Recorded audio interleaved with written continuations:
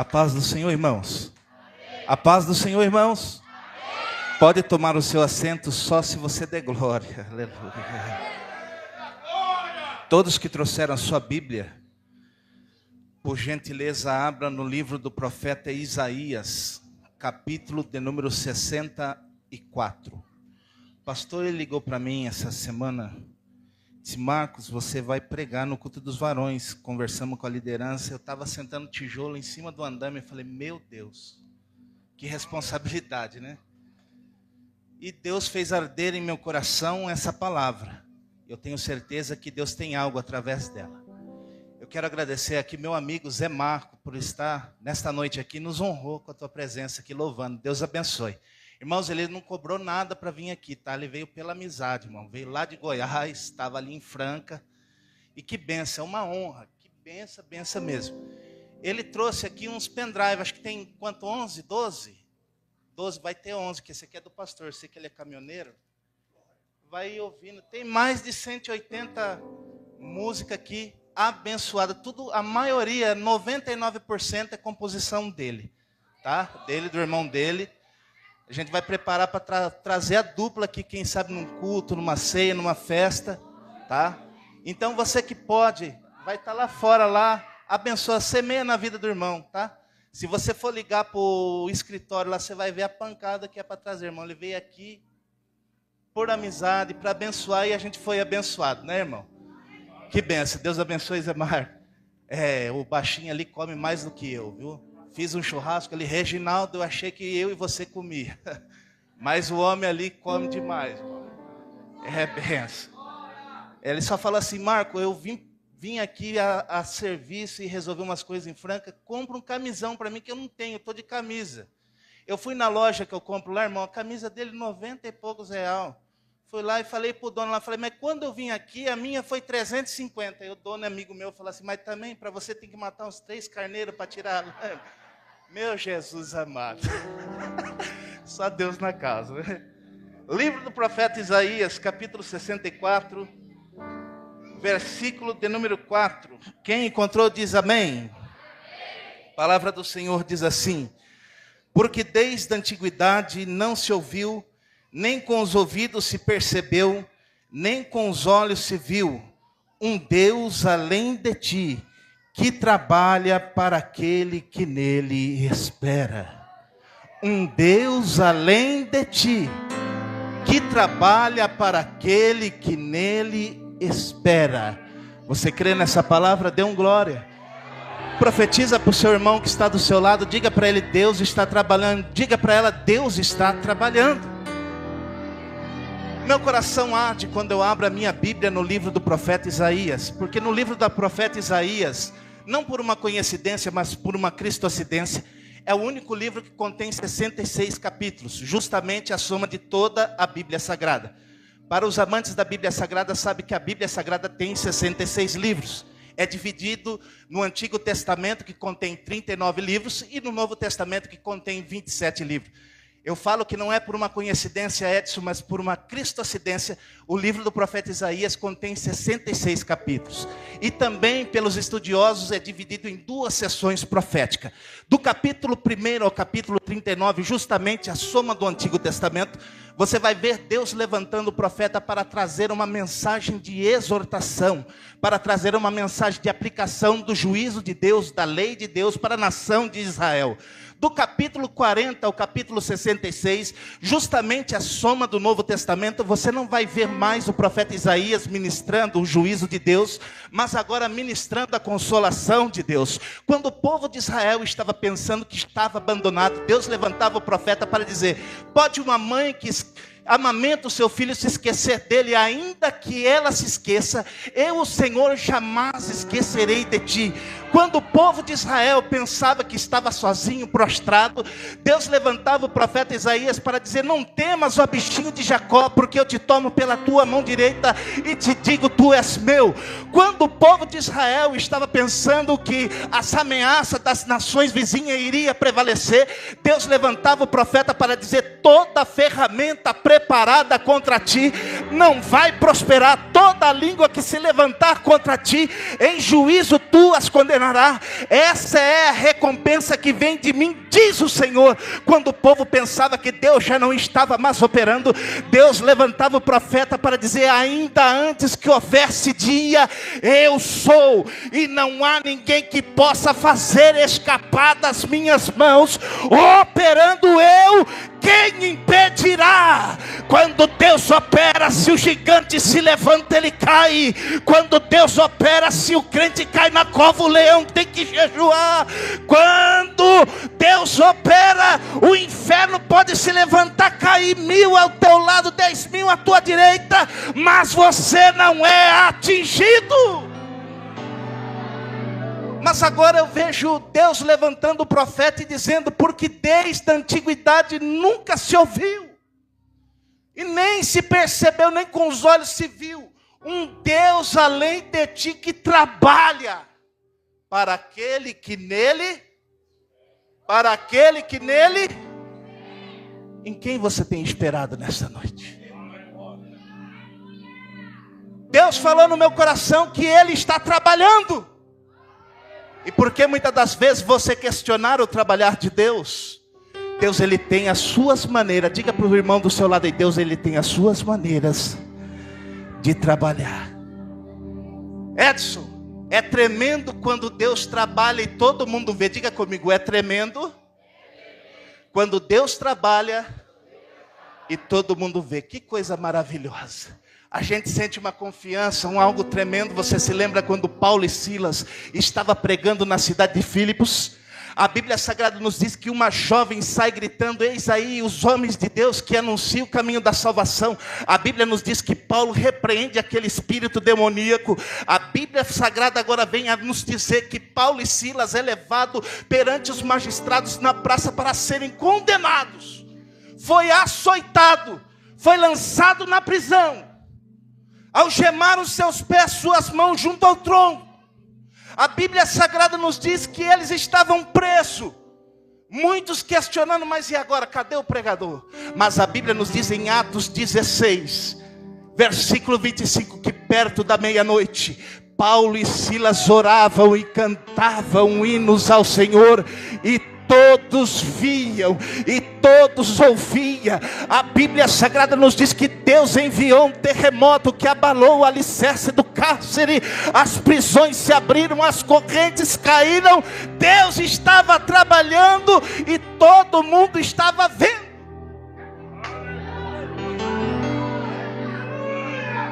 Ei, quando Deus está trabalhando e todos estão vendo, é glorioso. Mas e quando Deus está trabalhando no silêncio e você não está vendo? Pastor Márcio, a Bíblia nos diz em Atos capítulo 12, versículo 1, que Herodes prendeu e matou Tiago ao fio da espada e havia prendido Pedro. Pedro estava preso, era guardado por 4 quaternos de soldados. 16 soldados revezavam em 3 turnos. A Bíblia nos diz que a corrente tinha na mão esquerda de Pedro, tinha também na mão esquerda do soldado. Na mão direita tinha outra corrente. Na porta da penitenciária tinha outro soldado guardando. Na porta de ferro que abria de frente com a cidade tinha outro soldado. Deus estava trabalhando. Diga assim: Deus estava trabalhando, mas ninguém estava vendo. Quando Deus está trabalhando e ninguém está vendo, começamos a questionar: Deus, parece que o Senhor se esqueceu. Não, quando Deus ele está trabalhando no silêncio, é só você dobrar o seu joelho. A Bíblia Sagrada nos diz que quando Pedro estava aprisionado para ser ali condenado à morte, havia uma igreja de joelho orando, dizendo assim: visita Pedro lá, Senhor, livra ele da morte. É coisa tremenda. A Bíblia nos diz que o anjo do Senhor chegou. Pedro estava dormindo, irmão. Se fosse eu, irmão, você não está entendendo. A prisão que fizeram para Pedro, coitado de Alexandre de Moraes. Coitado desse rapaz, era penitenciária penitenciária de segurança máxima. Coitado de Tremembé. Se ele mexesse a mão, o soldado acordava. Só que aí Deus falou assim: eu vou descer lá, vou trabalhar e ninguém vai ver.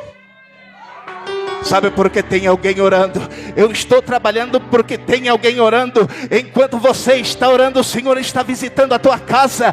Enquanto você está orando, o Senhor está curando você dessa enfermidade. Enquanto você está orando, o Senhor está abrindo essa porta que está fechada. Pedro estava dormindo. Se fosse eu estaria depressivo, chorando. Pedro estava dormindo, sabe por quê, irmão? Sabe por que Pedro estava dormindo? Pergunta assim, por quê? Não, vocês não querem saber. Pergunta forte, por quê? Porque ele acreditava no Deus que ele servia.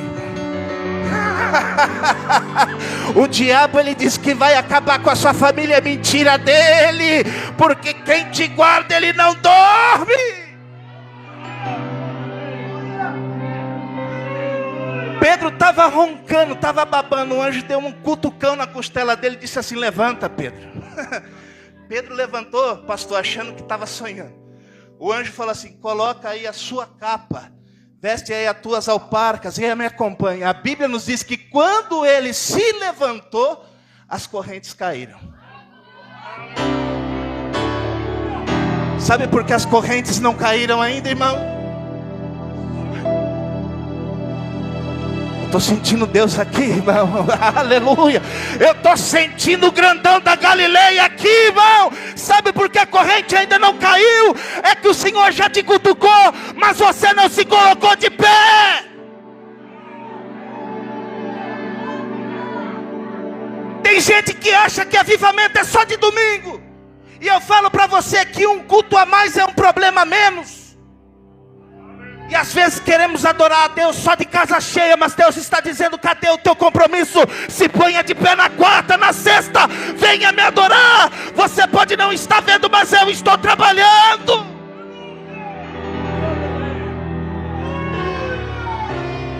Tem gente que a porta está fechada e começa a questionar Deus, mas está lá sentado, deitado. Ele acha que o anjo vai entregar o currículo para ele. Ah, irmão. Se você não fizer a sua parte, irmão.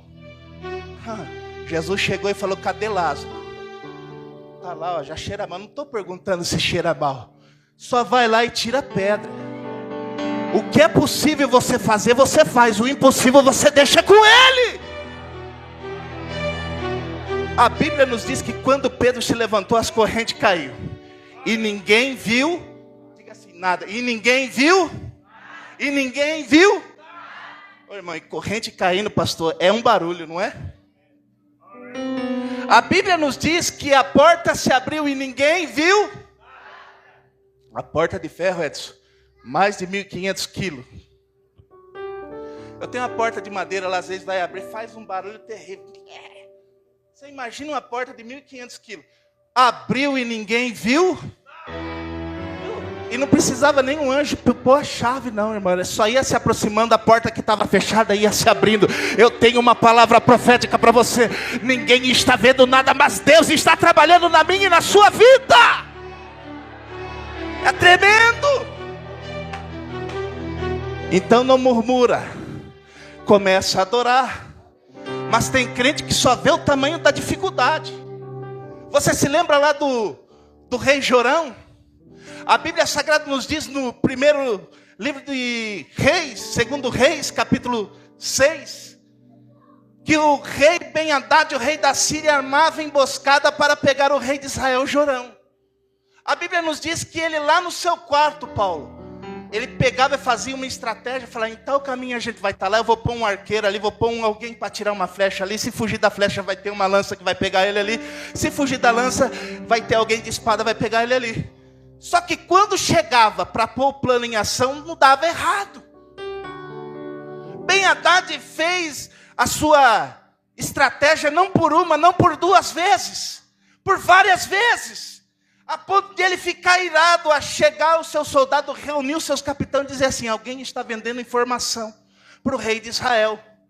Porque tudo quanto eu falo e faço lá no meu quarto, planejo, e chego aqui, tudo dá errado. Só que aí alguém se levanta lá, Paulo, e diz assim: não é não, meu senhor. É que lá em Israel,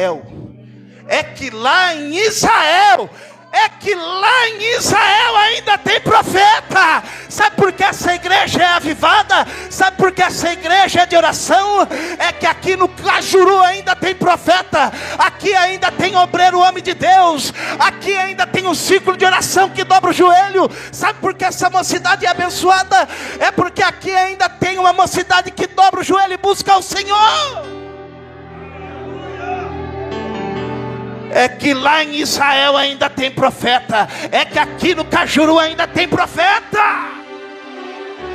Aonde ele está lá em Dotã. Vai lá, pega ele e vamos matar ele. A Bíblia nos diz que cercaram Dotã. O moço do profeta Eliseu, Edson, chega de manhãzinha na cidade, rompe ali o cerco e chega na casa do profeta Eliseu e já chega se despedindo. Foi bom te servir até o dia de hoje. Ó. Aí quem sabe Eliseu disse assim: por quê? Abre a janela, profeta, e vê lá o que está te esperando. Eu vejo o profeta abrindo a janela. É isso aí? É isso aí? Tem crente que é que nem Geazi, só enxerga derrota, irmão. Só enxerga. Ô irmão, ora por mim, estou passando por isso, estou passando. Ô irmão, vai você na oração. Não olha para o tamanho da dificuldade, não. Olha para o tamanho do seu Deus que você serve. É isso aí.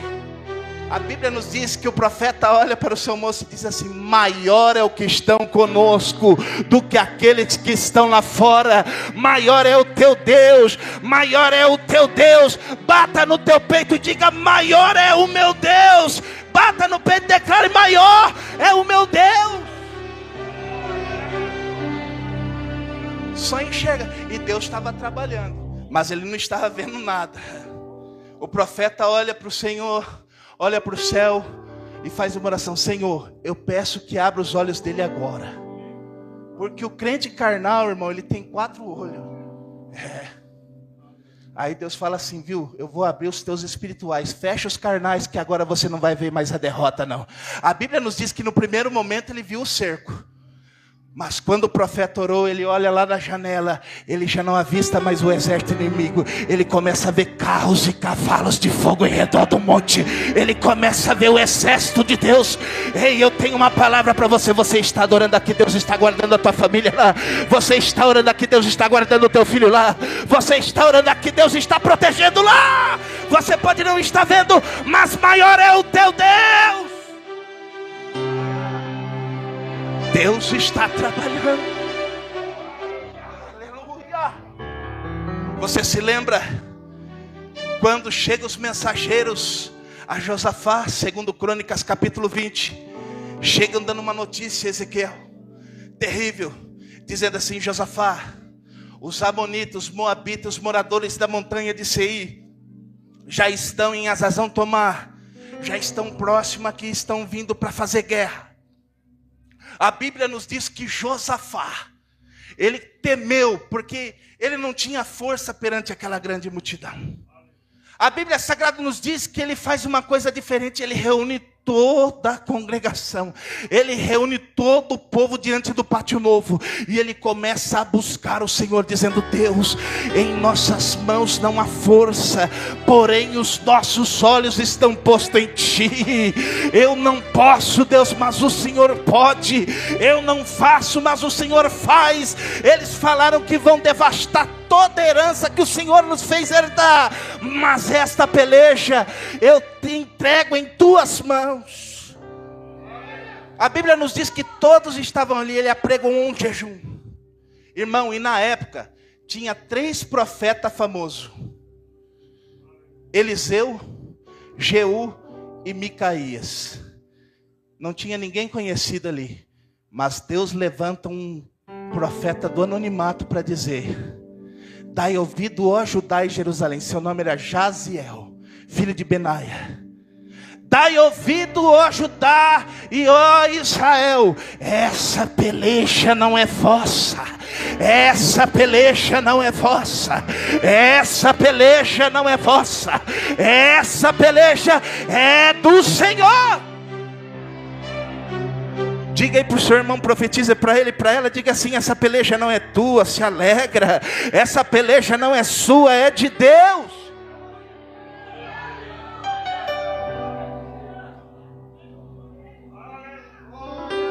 Você pode dar glória, você pode dar glória, você pode levantar a sua mão.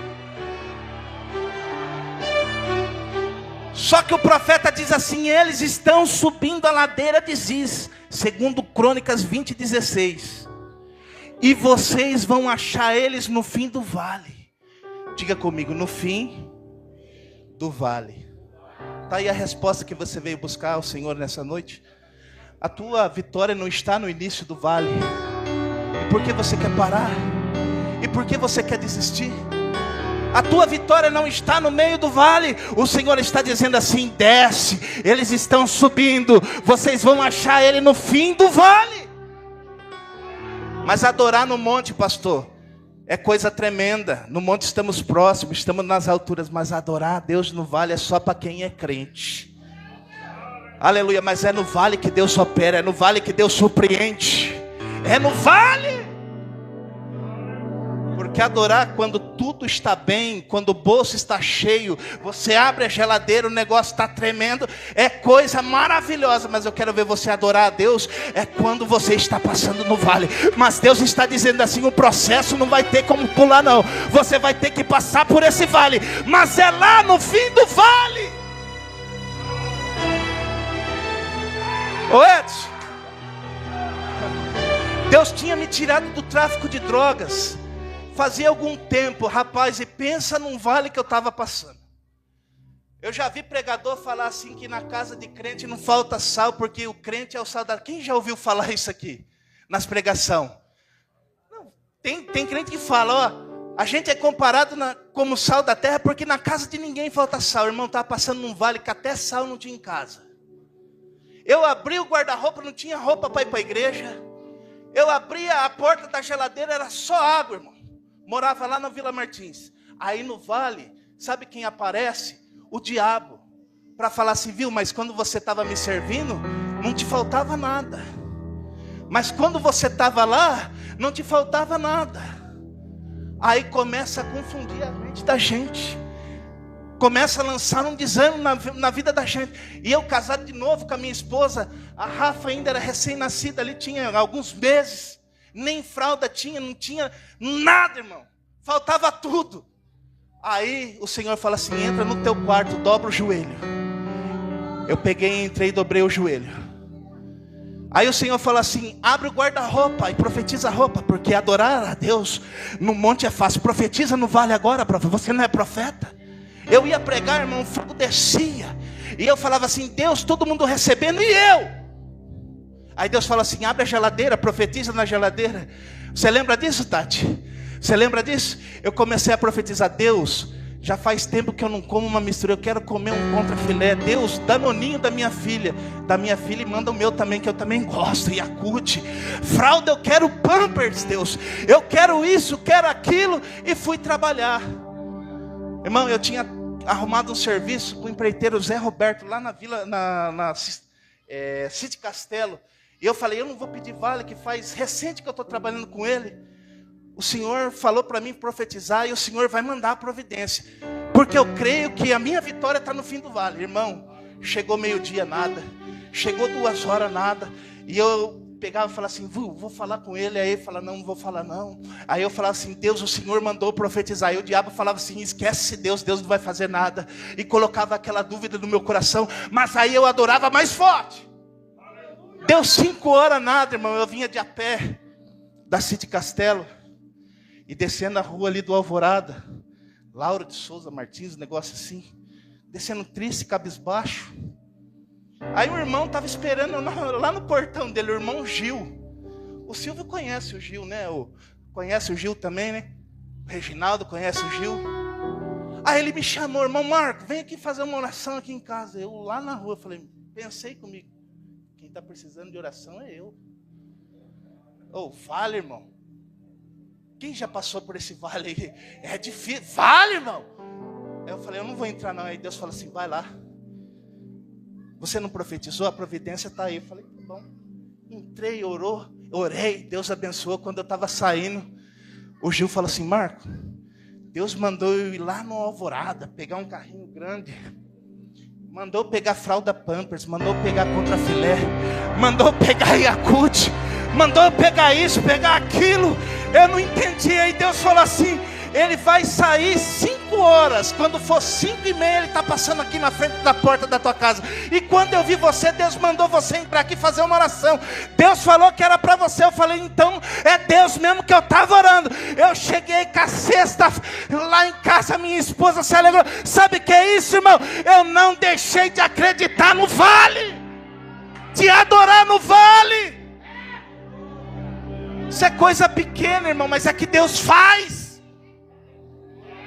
Dá ouvido, Jerusalém, essa peleja não é sua, é minha. Parai e está em pé, e vede o livramento. Outra coisa, parai e está de pé.